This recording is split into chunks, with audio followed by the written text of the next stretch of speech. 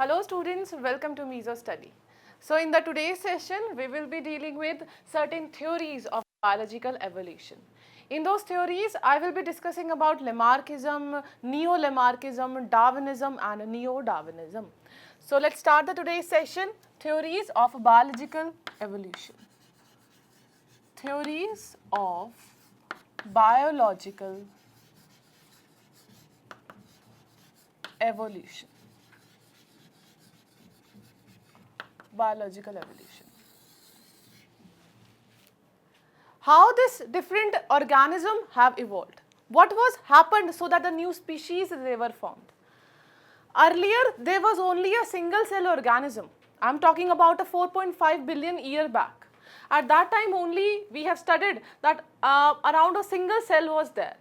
That single cell, firstly they were protobiont, then protocells, then formation of the prokaryotes and the eukaryotic cells. All of these, they must have taken a millions of years to this stage, till the formation of a eukaryotes. Now, today we have a multicellular organism. Today we have that organism, let's talk about a human being. Today we have that organism in which the different types of cells are present. These different group of organisms, group of the cells, they do some specific kind of function, that's why we have different organs. So can you see how this differentiation is there? Let's take another example.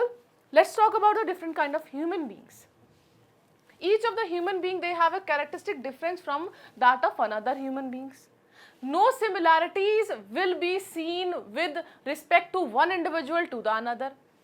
Let's take another example. Today we have a millions of species of insects present.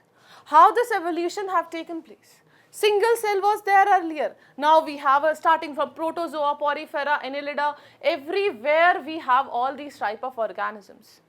What was happened? Not only in case of animals, in fact in case of plants also, we have today the modern plant which is called as an angiosperm. We have a large trees present, we have a small herb, shrub, grasses present. How this evolution have taken place? So certain theories they have been put forward.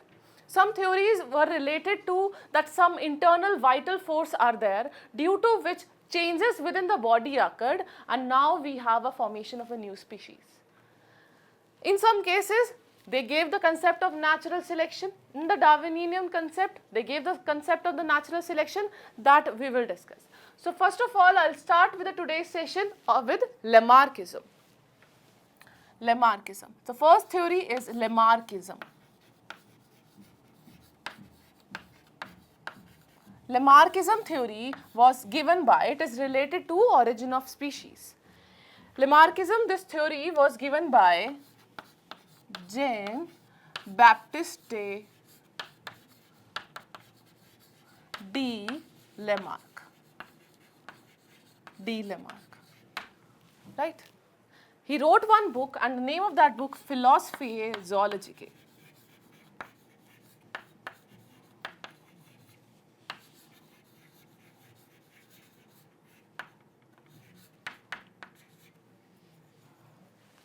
Philosophiae Zoologicae. Lamarck was the one who coined the term invertebrates and annelid. He was the one who coined term. Which term? Invertebrate and annelid.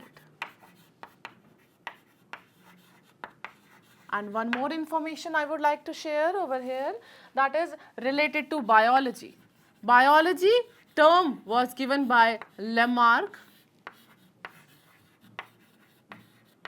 and Treviranus.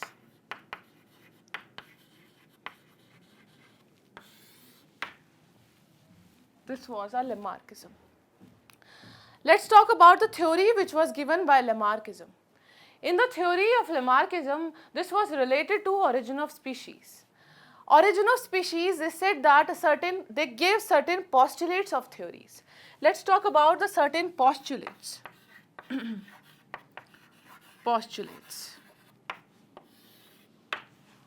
One of the postulate was internal vital force, that is presence of internal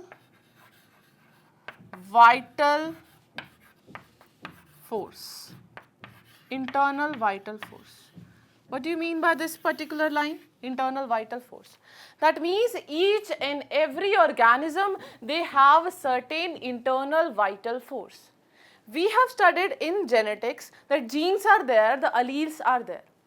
Here, they didn't explain about that internal vital force. Today, we know that the different forms of alleles are present. Alternating forms of alleles, alternating forms of the genes, they are called as an allele.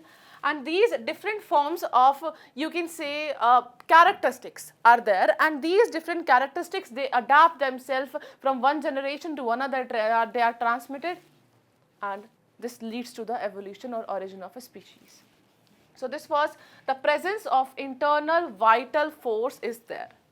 So that means it lead to origin of species. Origin of species. Right? Second postulate was effect of environment and new need. Effect of environment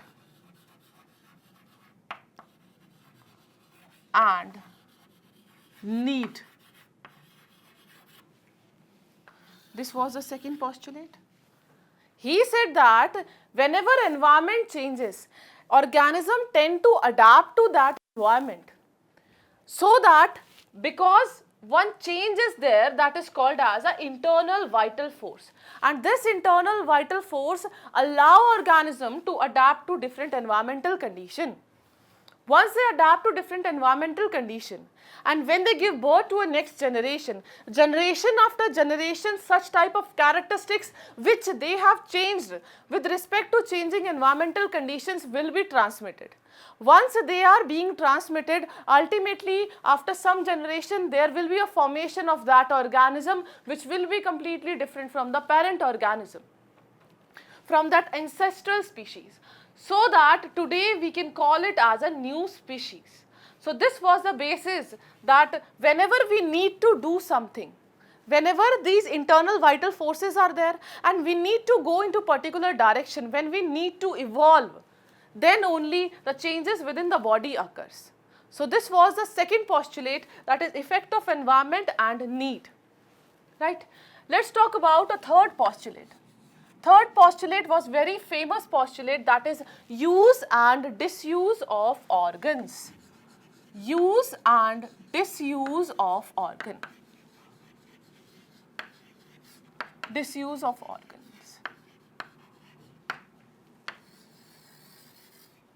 Those organs which are in continuous use, they always try to evolve.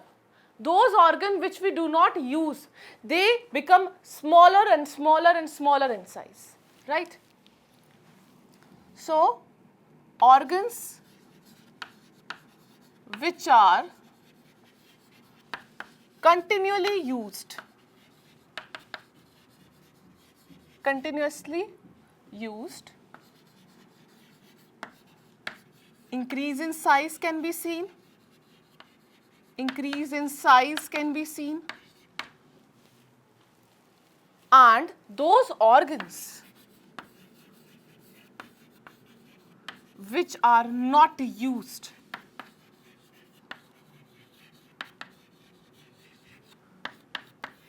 size decreases with time.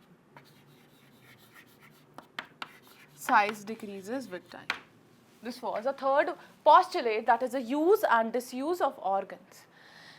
Now, the fourth postulate was based upon inheritance of acquired characteristics. Fourth we have is inheritance of acquired characteristics. Inheritance of acquired characteristics.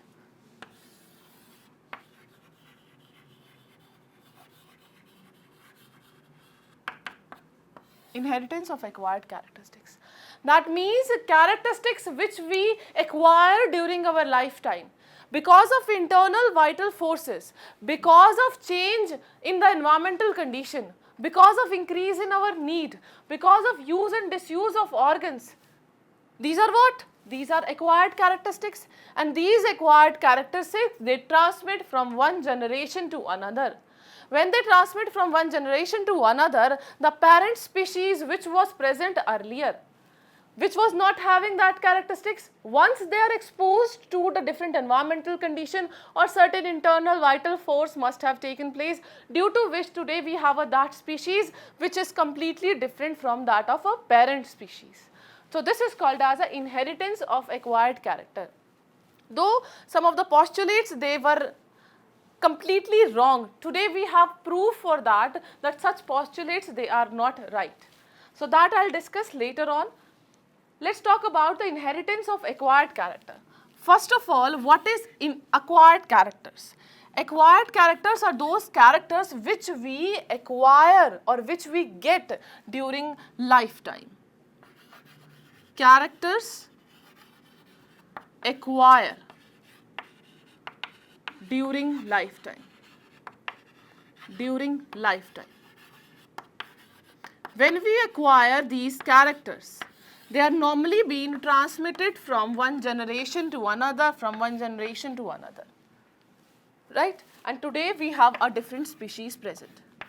And why this inheritance, why this acquired character arises? Acquired character arises because of use and disuse of characters, the use and disuse of organs, because of the different postulates which we have already studied. One was the presence of internal vital force, and second was the effect of environment and our needs, right?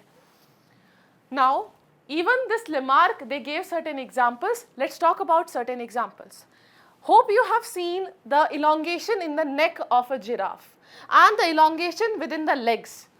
This is, he termed it as, this is because of the Lamarckism, there is an increase in the length and increase in the neck of giraffe. So first example is neck of giraffe. Neck of giraffe.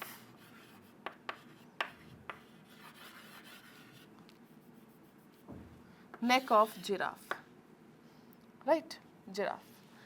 Second example is related to, hope you have seen the webbing between the toes of birds. So this is also webbing in toes of birds. Webbing in toes of birds. Another example he gave was loss of legs in case of snake. Legs of snake. They were not using legs, so they degenerate with time. Legs of snake. Another example he gave that was regarding the deer.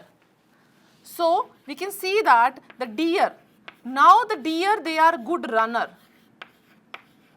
Good runner because of development of muscles within their legs.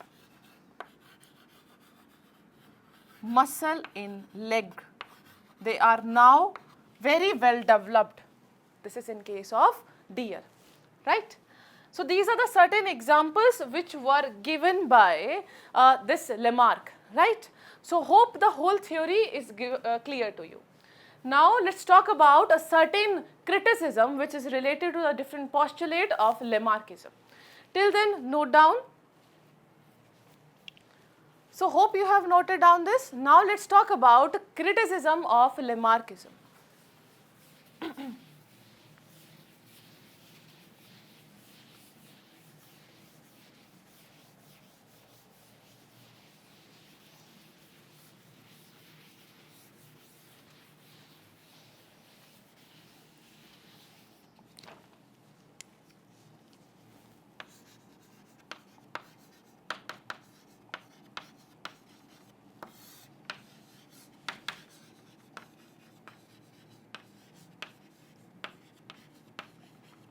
Criticism of Lamarckism. Different scientists came and they criticized the theory of Lamarckism. First, they gave the internal vital force theory. Internal vital force postulate is there. And they said that there is always an increase in size. The first postulate says that the internal vital force is there internal vital force is there. And because of this internal vital force, we can see that the increase in size occur. Increase in size occur. Right? In case of angiosperm, let's take one exception. For example, in case of angiosperm, in case of angiosperm, the trees are primitive. Trees are primitive, right? This we know that. If they are primitive, then they should have a very less size. But this is not the case. And today we know that these trees are primitive, whereas herb, whereas shrub, whereas the grasses, they are latest or they are newer one. Here the size is big, here the size is small. So the Lamarckism theory or the first postulate doesn't apply over here, right? Second postulate was related to effect of environment in our need. Effect of environment, yes, environment play a very important role, that we know that. But one more thing is that if we wish to fly, will we be able to fly? No, we will not be able to fly. We will not be able to fly if we wish so, right? If I want that I should fly, then wings will sprout from my body. Wings sprout. Not at all, right? Let's talk about third postulate. Third postulate says use and disuse of organs. That means the more we use of one particular organ, in that case, the more development of that organ will occur. And this was very well seen in case of blacksmith. In case of a blacksmith, the muscles of biceps are very well developed. Biceps are developed, are very well developed, right? Let's take another example. For example, in case of wingless bird, this is a very right thing, but they do have some criticism. Just wait for a moment. Wingless birds. In case of wingless birds, the wings are poorly developed. Wings are poorly developed. Poorly developed. Yes, we know that. But I am a reader, you are a student, I am also a teacher, I always have books in my hand and I always love to read. So is that happened that my eyes power has increased or my eyes is now bigger in size because I am reading from last so many years. I don't want to share my age, but I am reading from last so many years. That doesn't mean my eyes are very big now. So that is not the case. Even you can take an example of our heart. Our heart continuously beat, but still from generation to generation, the size of heart is always same. For example, exception are there. So you can write, hope the things you can write by yourself. For example, beating of heart. Beating of heart. Continuously beating. Everyone's heart is continuously beating, but still the size is same. If this Lamarckism theory, if this Lamarck theory is completely right, suppose it is completely right, then just imagine the size of your heart, just imagine size of your hands, just imagine size of your legs, because you used to walk daily, and those who used to travel only by car or those used to go only by the certain transport system, they will be having a very small legs, right? Is that so? No, it is not the case. So this was that theory which was not accepted. So this was the third postulate. Let's talk about fourth postulate. The fourth postulate says inheritance of acquired characteristics. Inheritance of acquired characteristics. So this was and again inheritance of acquired characteristics.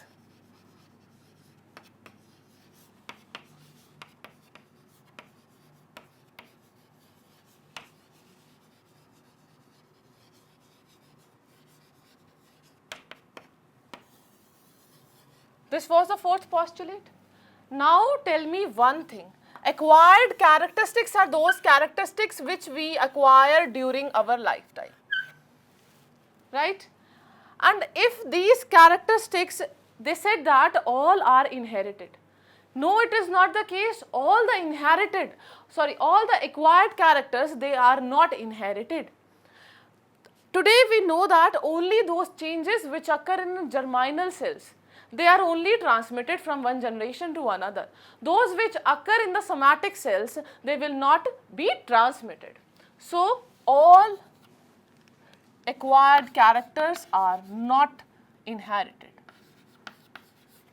Acquired characters are not inherited.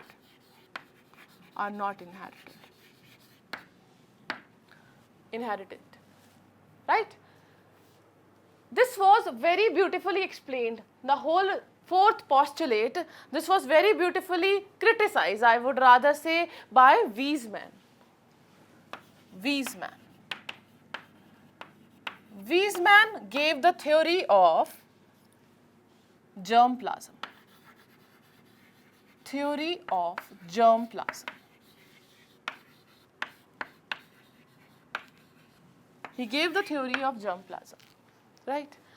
Now, he did one experiment. What he did, he cut tail of rat for 22 generations.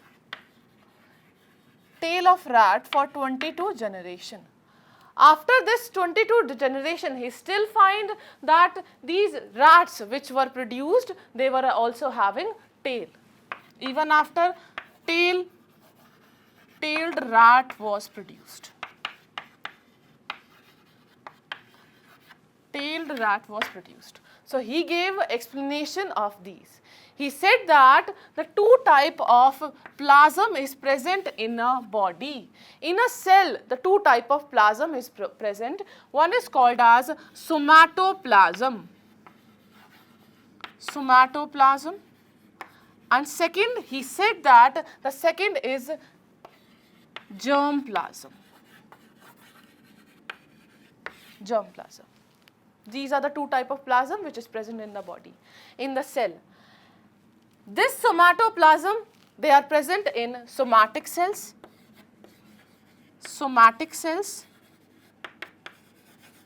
Whereas the germplasm is present in case of germinal cells or gametes, right?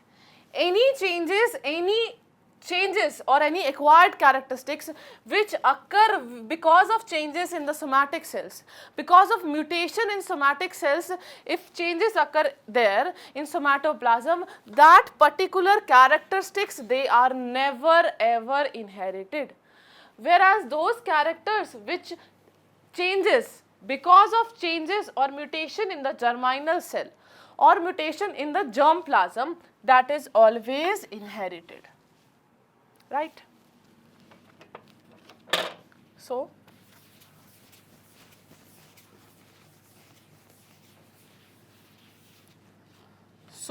he said that changes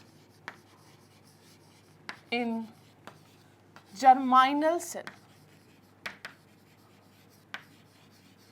or germplasm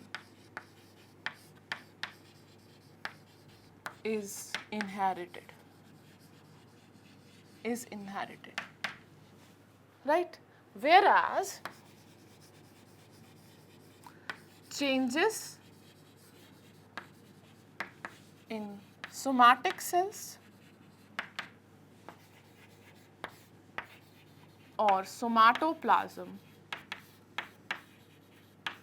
they are not inherited. They are not inherited. Right? So this was our Lamarckism theory. This Lamarckism theory is disproved.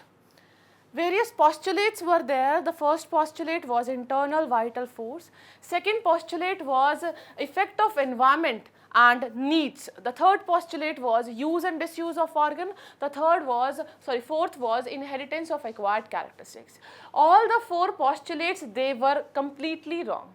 Though there were certain acceptances also, but certain scientists, they came and they modified the Lamarckism. Today that Lamarckism, we call it as a neo-Lamarckism.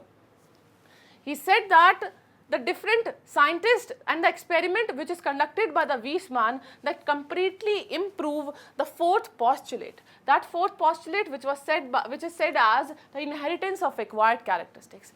And these inheritance of acquired characteristics is only because of the changes which happen in the germinal cells. Those changes which we acquire during our lifetime in the somatic cells, they are not transmitted from one generation to another. Right? So, hope the whole session of today's, which is related to Lamarckism, is clear to you. Right? Different postulate. If the Lamarckism, the question from the Lamarckism come, you have to write about the each and every postulate, the four different postulate, who gave the theory of Lamarckism, what was his contribution in field of annelida and annelida and invertebrates, and he termed the name biology. That also you have to mention, because more you are different from another students, that good marks you will get, right? So this is how you have to attempt questions, and this was a whole theory of Lamarckism. So thank you so much students for watching this. We'll meet in the next session.